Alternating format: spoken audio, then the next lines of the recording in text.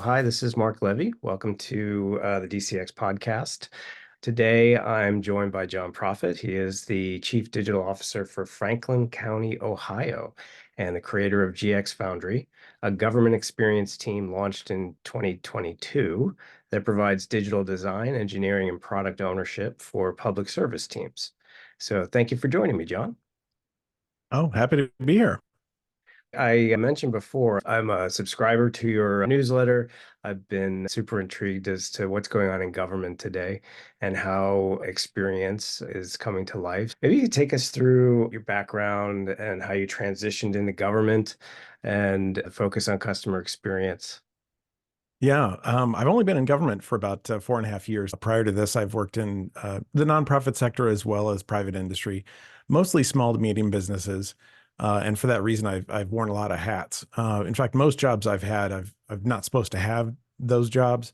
The only job I was actually officially trained for was being a high school teacher, which I Oh, did for 1 year and realized that was a mistake.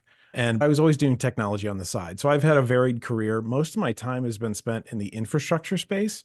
So working with servers, networks, all that kind of stuff. It wasn't software, it wasn't government experience. Once I came to government, I brought all those various experiences to bear and ran the infrastructure group for what is called the Franklin County Data Center, which is Franklin County's IT group, effectively. There's multiple IT groups, but we're the major one in Franklin County, Ohio.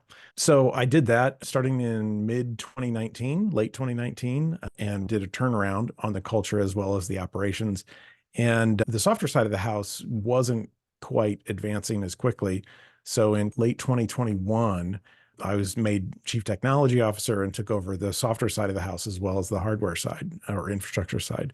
And I knew that I needed to turn around that team as well, which had been ignored or not well led for a long time for a variety of reasons. And I had to turn it around, just like I'd done in the infrastructure space. But I wasn't quite sure what to do. So I was looking around for a reason for everybody to come to work every day. What was going to be the mission? Why should they even care? Because some of them had been through some difficult times and been demoralized, weren't quite sure what to do. So, and I was looking around for what is the mission? And customer experience was this field that government was just discovering. And the major examples would be like the United States Digital Service or the 18F group inside the GSA. The federal folks had gotten there first and done the most work. And they'd put out a lot of material that explained their mission and what they were trying to fix. And I was like, oh, okay, this is a pretty inspiring mission. We should probably copy this. And others in state and some local governments, larger local governments, had established digital services teams. And I was like, we've got the bones of that. We don't have everything we need, but that was going to be the reason. So I sat down with the group, said, hey, I think this could be where we should be aiming ourselves, the kind of skills we should build, the kind of solutions we should build. Would you like to go on this journey with me? And I don't know that I've gotten a yes positively from everybody, but I've got enough yeses or enough head nodding to be like, all right, this seems to be our mission. So we also knew we needed an identity. mhm. So the Government Experience Foundry was what we landed on as a team, and we could shorten that to GX Foundry. And that's what we've been doing since 2022. And the name came together, and really just last year, late last year, you'd mentioned the newsletter. We only started that in December. So it's a month old now. So it's still fresh for us. And we're off to the races, and we're going to keep growing and changing and trying to meet this goal. That's great. So what kind of gaps or opportunities in government customer experience are you identifying and working on? The gaps are huge, largely because this isn't something, especially at the local level, that most people have thought about. A lot of times, agencies, especially social services agencies that are within government or nonprofits for that matter, are not as well funded as they'd like to be. So thinking about, oh, what's our government experience? That seems a little esoteric to them. And so I think a big piece of what we need to do, aside from educating ourselves, is educating our customers, our clients, our agencies, our partners about, hey, how the public perceive us, how they experience us Right. matters, because that's what drives trust or distrust, as the case may be. Because we all know, if you look at the studies, trust in government has been falling for decades and it's still falling. But trust is still how you then get funding, how you get approval for more taxes to provide more services. So building that trust is crucial, and experience is how you do it. And the digital experience that we're putting out there, and I think a lot of government entities are putting out there, is not where it needs to be. Government really probably shouldn't be on the cutting edge of that stuff, but we shouldn't be this far behind. So we've got to make improvements there. But yeah, the first thing we got to do is make people aware that, hey, this is a thing we need to fix. And Yeah. here's how we think we can fix it. You're in the business of sharing information, helping Yeah. users achieve certain outcomes that are services of the county.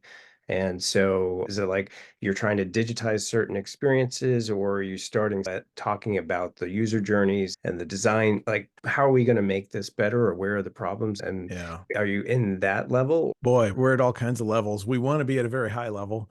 I think we've got some fundamental things we need to do. I mentioned earlier that we're doing a turnaround, and part of that is there's a lot of software products that were built in years past. Uh, Simple example, a lot of applications, little mini applications written on Cold Fusion, Mm, which is still made. Adobe still makes that, but we have not maintained that over the years. And so we've got a lot of code there that needs to be cleaned up or replaced with newer applications. But as we do that, we're saying, okay, hold up. There's a couple of things we need to do. One is we need to use a product ownership mindset to say, hey, wait a minute, our customers, they are not software people. They are not thinking that way. We're going to have to be the owners on their behalf. your customer is the agency? A good point. Yeah. So we build services for the agencies that provide service to the public. So yes, there are some things we build that the public does come directly in contact with. And I think we'll be doing more of that as time goes by because we're doing a whole website revamp thing. But mostly what we build is for the agencies who then in turn provide services. Most things we build, the public never sees, but it enables those agencies to do their services. But government experience isn't just for the public, at least in our conception. It's also for our colleagues, the people that work in government, making their jobs easier, better, faster, et cetera. So we see it as both things. So anyway, we take product ownership. We think through these things. We are learning how to do user research, which we have really no experience with. You mentioned Code PA earlier. They shared their organizational structure and what positions they have. They've got several UX people. I've got none. So that is a key thing that we need to grow into. So we're trying to learn empathy mapping and user journeys and all these kinds of things. And we're trying to learn it little by little, one app at a time, and Mhm. get better at it, while also simultaneously trying to teach our customers why these things matter. I think we're interesting to watch because we're struggling with this with limited resources and a lot of things to get done. But a clear mission. And I think that's what's Yeah. important. So how are you structured? We only have about 15 people right now. I'm trying to add more people all the time. We've got three groups. There's myself, and then I've got three managers, and those managers each run one of the groups. One of them is our GX development group, and that is the group that actually writes software. So they're traditional developers in that sense. And the next team is our GX platforms team, and that is where we buy off the shelf software. But we need to put some services and configuration around that. So, for example, if you buy DocuSign, DocuSign's great, but you still need to provide services because our government colleagues don't know how to run DocuSign. But the platforms team will use those platforms and then wrap services around that. And we're still talking about user journeys. We still want to build good government experiences. You can do it with off the shelf software, but you have to put some thinking to it. And then the final one is our GX concourse team, which is named because that's the one that's building the main concourse, like an airport concourse. And they're building the entire replacement for about 60 websites into one, which is going to be happening over the next couple of years. And it's starting right now. We'll have the first publicly visible stuff coming out this April, but it's going to take a while to get all of these agencies and all their content moved over into a completely brand new web platform. And that's the one that's probably going to grow the fastest because there's only two people today. We're adding a business analyst for the first time now, but we don't have any UX professionals right now. So that's a key thing that Code PA, as an example, has, and we don't. And I need to study more of the organizational structures that are out there Mm. to find out how's everybody else doing this, because we needed to grow all of it. And I'm just not quite sure what is the best next step for us. So are you going to the agencies, or are they coming to you, or is it both? It's both. Yeah. We've got a variety of relationships. There are some agencies that, for historical reasons, going back many years, long before I was ever there, They want to do their own thing and they don't really want to involve any outside agency, including a sister agency that does technology. We've got others that love working with us and come to us with every request they can imagine and everything in between. The thing about our county government is it's extremely diffused power, that decision making, budgets, elected officials were jumbled together under one banner called Franklin County, but we don't really behave as one organization. It's a confederation of agencies in a lot of ways. So in that way, though, it's freeing because we're the Franklin County Data Center and therefore the GX Foundry as a team within it are really, we're almost like an open-ended managed service provider or technology service provider. They can come to us and we'll provide services, or they don't come to us and we don't provide services. It's okay. We are in a position where they really are customers and they get to choose whether they work with us or not. And I actually think that's cool because that means we have to be on our toes and we have to have a service that's worth being a customer of in the first place. I was thinking about how within that structure, we talk about innovation. We talk Mm, about elevating the customer experience. I would imagine within this structure, there could be some constraints. What are some of the challenges that you encounter in terms of trying to lead and be there to support these agencies in number one, realizing that better is out there yep. and you can help guide them to it. Yeah. I'll give a simple example where when I first showed up, the software team was finishing up some mobile apps that they had written for Android and iOS and so forth. We have two of them under our belt on both platforms, one for our auditor's office and one for our clerk of court's office. And we have now sworn we will never do that again. And any agency that comes to us today and says, "Oh, we need a mobile app," we will tell them, "No, you don't, and don't do it." And the reason is that it's not a great government experience for the public. The notion that for you to access government services, which is supposed to be universal for everybody in the community, not for just the chosen few, you have to go to an app store and you have to get our special app and you've got to Mm. accept those terms and conditions and you've got what? No, we should provide mobile optimized experiences, yes, but on the open web because we serve everyone, not just those that are using certain app stores. But anybody comes up next and asks for them, we'll be like, nope, because we firmly believe that's not in the public's interest. Not to mention, it's just super expensive. It's interesting to hear you bring that up because I'm in my world in the private sector, it's always apps. Oh, yeah. Yeah. Yeah. For me, a real eye opener was during the COVID-19 pandemic, where the CDC rapidly came out with it's called VAERS. It's a web app. It was awesome. It was simple, it was direct, it was well done, it worked on every platform, it was not an app. And I was like, "Oh, wow, the government at scale, at the federal scale, can actually pull this off." And a Mhm. lot of interactions with government are very transactional. This is one of the things we talk about in terms of our government experience thoughts with our customers is the public doesn't want a relationship with us. They want to get in, do whatever it is they want to get done with the government because they have to, because it's government and there's things that are just mandated, or government's the only place you can do it. If you want to get a marriage license in Franklin County, you got to come to us. You can't go to Target to get that. You got to come to us. We're the only shop that's going to give you a marriage license if that's what you want. So making those transactions quick, painless, frictionless, easy, and supportive is huge. So when the CDC did that, I was blown away. Okay, this is the answer. We don't need mobile apps anymore. We can do mobile optimized. That's fine. And most people, when they think about government, expect it to be archaic. Yep. And so just the idea that the government is thinking more about efficiency, about not just the end user customer experience, but essentially the employee experience, all of the thinking around those moments in a journey where an end user or the employee are attempting to solve a problem. It sounds like it's a different way of doing things. And it sounds like you're among other groups in other states that I've seen really leading the charge. Oh yeah. Some of the great examples from the federal level and what Code PA is doing and even working with outside groups like Code for America and US Digital Response, et cetera. There are groups that are helping government agencies figure out how to make improvements around all kinds of really serious stuff, Veterans Affairs stuff. You could talk about that. There's examples from all kinds of social services examples where people are coming to. I know we've got one example. I mentioned DocuSign earlier where we've got a group called Job and Family Services. This is a collection of if you need unemployment or you have various family service needs, et cetera. So people would come to us and they would fill out forms, and it would take 2 weeks to get responses on things that they would need, seriously need, like in short order. And using DocuSign, working with our customer, in that case, some folks at JFS, we took a form that would take 2 weeks and turn it into 2 days. So we cut out a huge amount of time and made it online and simpler for people. So that's just one of the early ones that we did, and we've got more to do.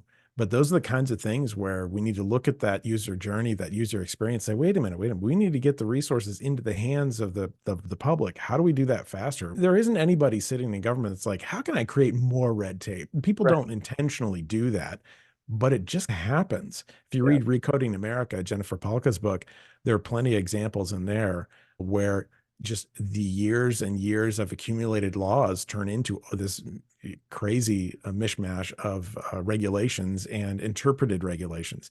And we read that as a group on my team over last fall. And we're now keenly sensitive and aware of this problem. And so we're going in and asking more questions. Wait a minute, why do you need that? Do you actually need that? It's required by law. Is it? Could we go look at that law? Because I'm not sure that's true. Mhm. And we find a lot of the knowledge of what the law is just is received knowledge. That's sort of, it's tribal knowledge. It's not based on any lawyer's information. It's just received knowledge. So that's part of our job too. It's not just writing software. It's asking harder questions, not in a mean way, but just saying, are you sure that's right? Because that seems, that's like a lot of extra paperwork, and I'm not sure that's necessary. I'm glad you're asking those questions. And it's key to anyone working in customer experience to question the approach. And so it's a constant looking at it and saying, is this really the experience? Is this what is expected? So it sounds like you're helping agencies build new experiences. There's the other side of that, which is, are they working? How are you Mm. checking, reporting, and tracking of those journeys to know that they've been successful? Yeah, I don't think we have a great story to tell there yet. I think we haven't done enough of them to go back and get a lot of assessments there. That's something we're focusing on this year, actually. So you mentioned the newsletter that we set up. That's part of us trying to work out loud and also to force ourselves to go back and look at what we've done and confirm, did that improve things? If so, Right. by how much? So I gave you the one example from JFS where we went from 2 weeks to 2 days. Okay, that's cool. But how many people have actually used that? I think it's not just cutting down the time, but did that serve 1,000 people? 10,000 people, 100 people? I don't know how many people have actually been through that. So I think we need to spend more time analyzing that and making sure that as we are doing our work, it's having the biggest actual impact in the community. In fact, my boss, the CIO, Adam Frumkin from the Franklin County Data Center, he's focusing, telling our story at the agency level and focusing on impact. What is the actual impact our work is having in the community? And it's in some kind of measured way. But I don't think today I've got a lot of great examples to share because we haven't had a history of doing that. I think we've really been turning around the organization and refocusing our efforts on a mission that we believe in. Yeah, so building the infrastructure, talking Yeah. to various constituents and understanding their needs and opportunities. The private sector, we've always got to figure out, is this effort going to be business impactful, customer impactful? How impactful is it going to be? And then decide to make the investment based on that. How are the priorities decided? I mentioned earlier that the county has this diffused power structure and budgets and things like that. So how priorities are set is very a little unpredictable at times. And so that it is a frustration sometimes for staff because it was like, wait a minute, we were going this direction, now we're going this direction. But that's the nature of it. And we really have to be careful what we commit to because we can also have our priorities changed. Priorities get changed by elected officials who may be running on a particular item. Maybe they're running for reelection. That happens. So I'm seeing a trend of private sector leaders moving into government roles. We've got a couple of notable appointments recently. My old colleague at Comcast, Amaya Capian, is now the CIO of the state of Pennsylvania. You've got Tanya Webster, who's coming from Blue Cross over to be New York's first chief customer experience officer. And I keep hearing thousands of jobs available in the government to go in and Yeah. do the work. And there's code PA and things like that. Yeah. What are you seeing and what's your perspective on this shift? I will tell you the benefits are pretty good, like healthcare and retirement. I would say it's a great place to go for a lot of technologists. And in fact, my boss, Adam Frumkin, has worked both in government and in private sector. And he began a transformation when he joined the organization in 2019. And then he hired me and some other people. Most of the folks that have joined our organization in the last 4 years have been from the private sector. They are not lifers in government. That said, we still have a lot of lifers around. Those folks are really super valuable because they know everybody and everything. They know how the history works. They've been dedicated public servants for a long time, and we need that knowledge to be really valuable. But having the fresh blood injected from the private sector has been really great as well. And I think we need to see more of that. And I would say for anybody out there who's in the private sector doing technology, man, take a look. We pay roughly on par with what's in IT industry. You're not going to get bonuses. You're not going to get huge pay increases and stuff like that. You're not going to get AI salaries, no stock options, none of that stuff. But that's really stable. We haven't had any layoffs, but that doesn't happen here. At least I shouldn't say that universally. There can be situations where that can happen, but at our scale with our government, we're a $2 to $3 billion organization essentially in Franklin County. No, we're understaffed in technology, if anything. So we will grow, not shrink. So you recently launched the GX Foundry newsletter, and you talk about working out loud. What does that mean to you, Mm. and how can it help others in government? And do you want to use it to create a conversation, to create a community? What's the ultimate goal of it? That would be great. I don't know that most people will pay attention to what we're saying because it's a niche within a niche. So I don't know how many people will follow. But I've been making some connections through LinkedIn and going to some conferences, things like that, of others that are doing this work. And my hope is that I've been able to drive a bit of a turnaround with our team and establish that future vision because I could steal it from everybody else who's done it before me. And so for me, this is largely paying it forward. There are others that haven't come as far as we have. Maybe they're in smaller counties or cities, or they don't have visionary leadership that they're reporting to, and they're struggling with this. So if me working out loud will help somebody else, and our team working out loud and showing what we've learned and the mistakes we've made as well, if that can help somebody else, that's awesome because we have learned so much from everybody else that has been willing. And I know it is a pain, it is extra work to tell your story of what you did and what you learned. But we are so thankful that people have done that. And so I just feel like we need to pay that back. Wonderful. John, I really appreciate you taking the time to join me today to talk about government experience, to talk about what you're doing out there in Ohio. Just one last question. Is there anything you need, any help you need, any Mhm. ideas that others watching this could provide to you? Boy, more resources, more headcount, more everything. But I think in the short run, being pointed to some good UX kinds of resources that are aimed towards government, like what others have done specifically in the government space, who they're hiring, what skill sets they're hiring for, that seems to be our next frontier because that's our weakest area. That's why I keep paying attention to what Code PA is doing because they are about our size, Mhm. though I think they're going to grow bigger than us, but they have a much bigger investment in UX than we do. And I think that's going to be our next growth area. So I need to learn more in that space. Great. Thank you again, and I wish you all the best. Oh, thank you very much. Appreciate it.